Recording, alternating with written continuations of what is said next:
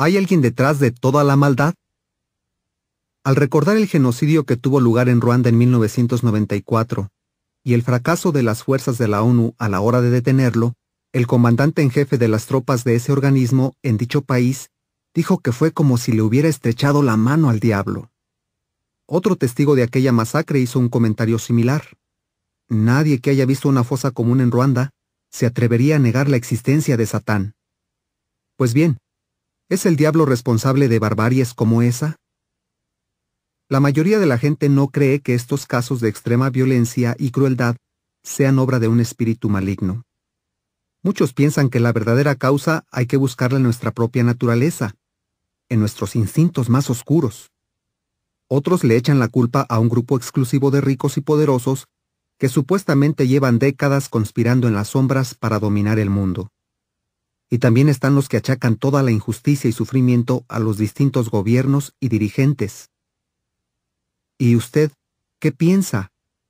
¿Por qué abundan tanto la maldad, la crueldad, el salvajismo y el sufrimiento a pesar de los esfuerzos por eliminarlos?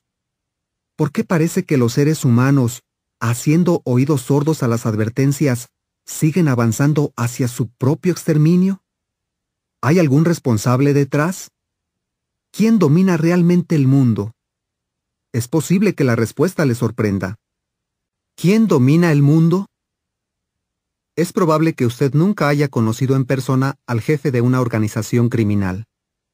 Pero eso no significa que esa clase de delincuentes no existan, ¿verdad? Por lo general suelen ser expertos en ocultar su identidad.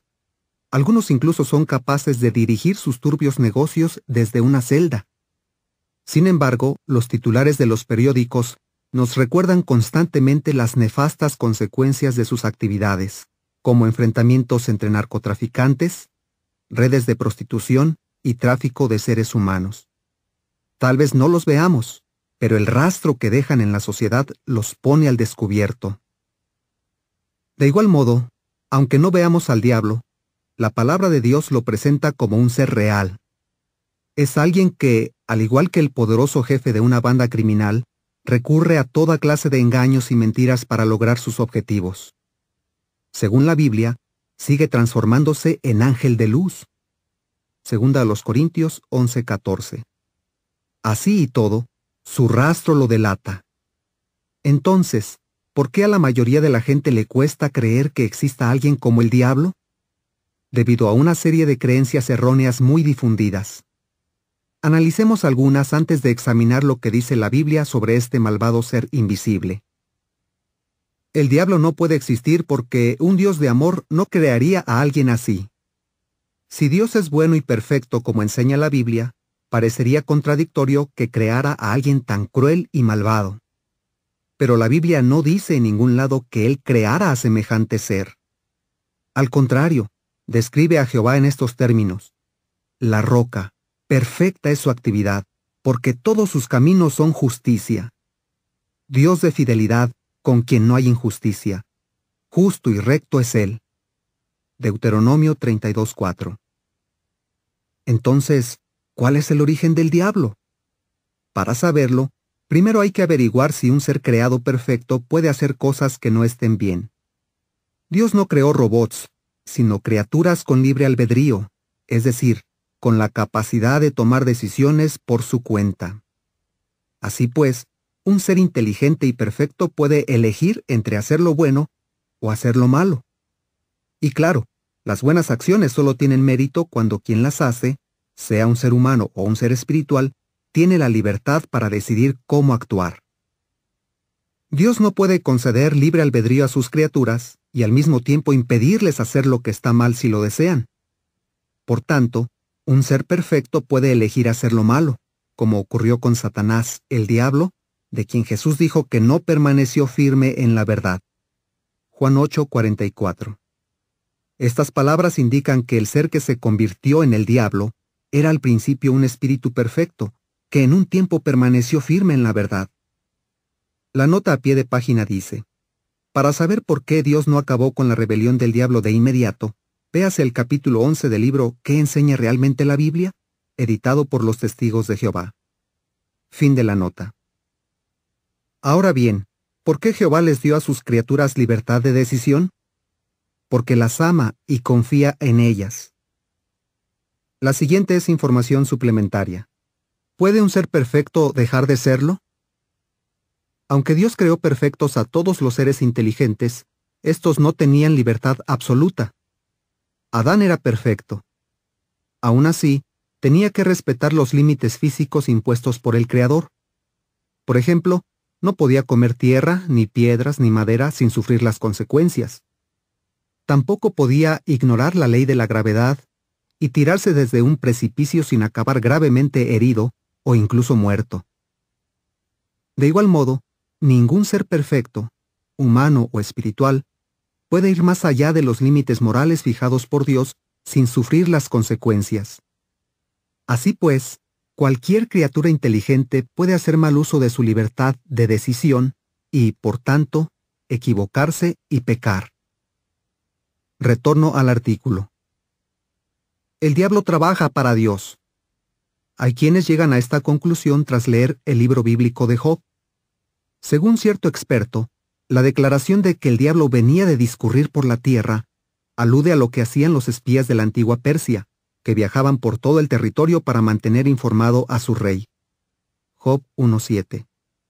Pero si el diablo fuera un espía de Dios, ¿habría sido necesario que le explicara que venía de discurrir por la tierra?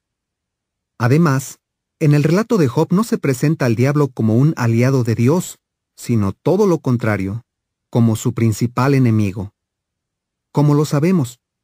Porque en este relato se le da el nombre de Satanás, que significa resistidor. Entonces, ¿de dónde salió la idea de que el diablo trabaja para Dios?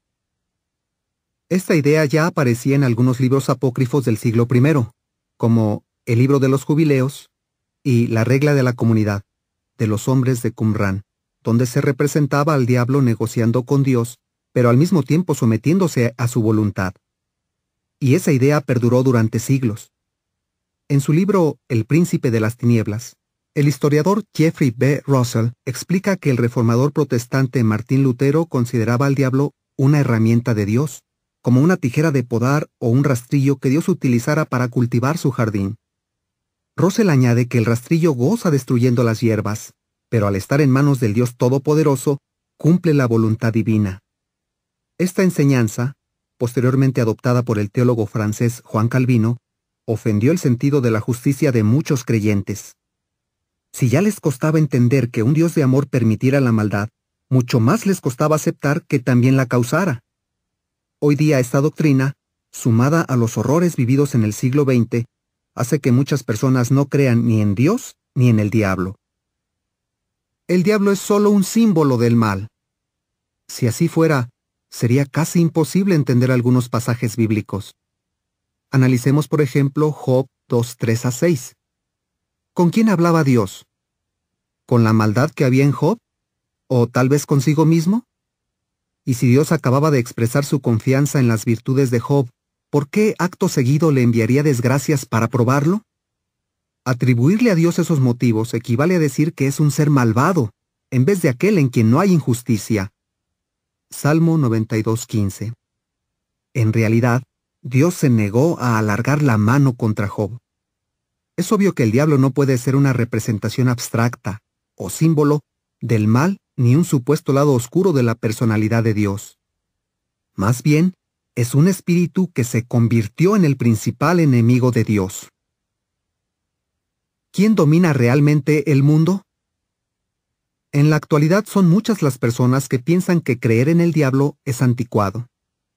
Sin embargo, solo la existencia del diablo explica la crueldad que vemos en el mundo. Y los intentos de negar su existencia han llevado a muchos a rechazar a Dios y todas sus normas morales. En palabras de un personaje de Jacques-Pierre Baudelaire, poeta del siglo XIX, la mayor astucia del diablo consiste en persuadirnos de que no existe. Al ocultar su identidad, el diablo ha hecho surgir dudas acerca de la propia existencia de Dios. Además, si Satanás no existiera, eso convertiría a Dios en el responsable de toda la maldad. Justo lo que el diablo quiere que la gente crea. Al igual que el jefe de una banda criminal, el diablo oculta su identidad con un objetivo: ¿Cuál? La misma Biblia nos da la respuesta.